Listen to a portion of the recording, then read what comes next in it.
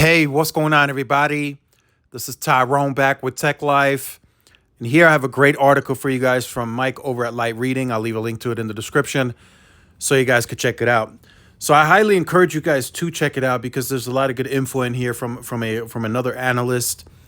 Will Verizon reverse its consumer losses in Q3?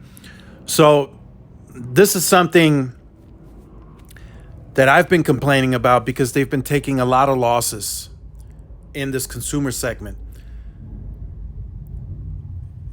They've been losing as high as 292,000 such customers, but some analysts see an end in sight. So I wanted to add some commentary because it's very clear and simple. Verizon lays these comments out at the earnings calls. So they stated at the earnings call that in C-band markets, churn is coming down. In non-C-band markets, churn is still much higher than they would like it to be. So it's very simple, not hard to figure out. They just recently announced that they now cover 230 million pops with C-band. And within that footprint, churn should be coming down according to Verizon. Now, in non-C-band markets, which is still like 70 million pops, and then some, geographically in the rural areas, they're still losing customers. And that's where T-Mobile comes in. They're getting closer to covering 300 million pops with 2.5 and expanding geographically in rural areas. I guarantee you T-Mobile is taking a lot of those Verizon customers in those non-C-band markets, and AT&T some too. So that's the opportunity that T-Mobile has been looking for. Can we get there first with our 2.5? Can we take advantage of the opportunity? And that's happening now. The end in sight, I don't think is necessarily this third quarter. Maybe Q3 next year, we will see something different, right? Because Verizon told you very clearly in C-band markets, our churn is coming down. In non-C-band markets, it's still higher than we would like it to be. So that means they have to continue scaling.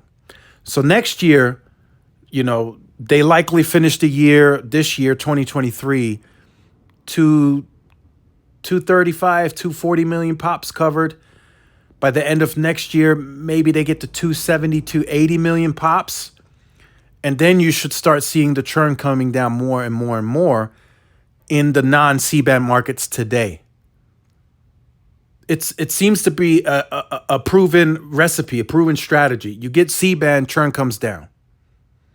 So that means they lacked a lot of capacity prior to C-band. That was kind of their issue during LTE because they started gaining customers, or they already had a lot of customers, but they didn't have the spectrum to back it up. They had the least amount of spectrum per customer. So they had to build density, and then more density. But in some areas, they just couldn't get sites to it. So it was just a bad experience for the consumer, right? It was a poor experience. And they were still dealing with that until they got C-band out there. And today, in non-C-band areas, the network is still majorly congested. It still is. Majority congestion in those markets. I see speed tests now where Verizon is pulling 10, 20 megabits, still usable, but you can see where they're starting to hurt. So as they get the C-band to scale more, right, they're going to scale it some more before the year's out. They're going to scale it again next year. The churn should start improving, but are they growing, right? Stopping the churn and not losing customers still doesn't help you growing.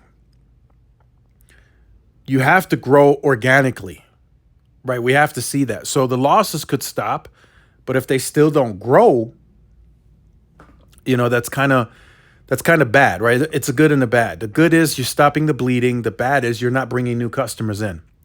So that's something that they have to figure out where to strike that balance. One thing they know for sure, because they mentioned this, in C-band markets, churn is coming down. So if I accelerate anything within the business, it has to be the C-band deployment. I have to accelerate it. Even if I have to spend more next year a little bit, I got to accelerate and bring this to scale as fast as possible because it is lowering churn.